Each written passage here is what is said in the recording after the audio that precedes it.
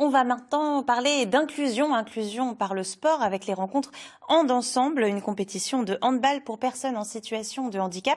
Ça se passe les 22 et 23 avril prochains à Nantes et Sainte-Luce. Bonjour Corinne Vermeil. Bonjour. Vous êtes la vice-présidente du comité départemental de handball en Loire-Atlantique. C'est vous qui coordonnez l'organisation de ces rencontres. L'idée, c'est de montrer que sur un terrain de sport, il n'y a que des sportifs. C'est ça, tout à fait. On se sert du sport comme moyen d'inclusion et d'intégration. Donc le hand ensemble est effectivement la pratique du handball pour les personnes en situation de handicap. Nous avons d'un côté le hand adapté, donc là pour les personnes en situation de handicap mental et ou psychique, et le hand fauteuil qui est pour les personnes en situation de handicap moteur. Cette dernière pratique peut être aussi pratiquée en mixité, c'est-à-dire personnes valides et non valides sur le terrain. Donc le but du jeu, c'est de promouvoir cette pratique et d'offrir à peu importe la personne, qu'elle ait un handicap ou pas d'handicap, de pouvoir pratiquer le sport qu'elle aime. Voilà, c'est un petit peu le but du jeu. Et quels sont les bénéfices de cette pratique pour les personnes en situation de handicap ? Alors, comme tout un chacun, on a tous besoin de faire du sport. Les personnes en situation de handicap ont autant que nous besoin de faire du sport.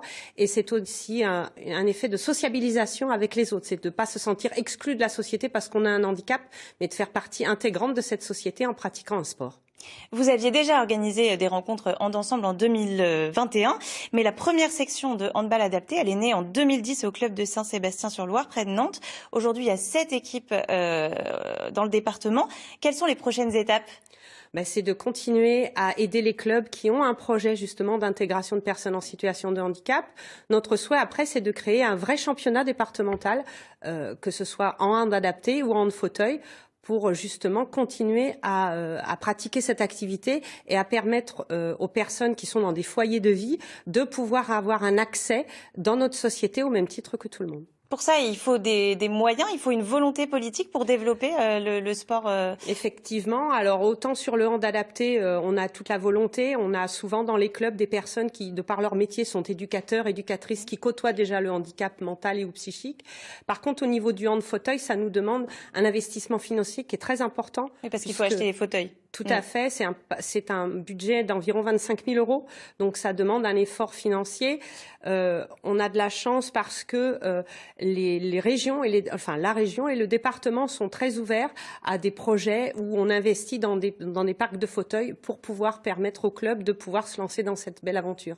Donc, ce qu'il faut faire, c'est venir vous soutenir les 22 et 23 avril. Voilà, ce qu'on demande, c'est la 2e édition. On accueille 16 équipes, 8 équipes de hand adapté et 8 équipes de hand fauteuil qui viennent de toutes les ligues environnantes. Ça va de la Nouvelle-Aquitaine, la Bretagne, le Centre-Val de Loire.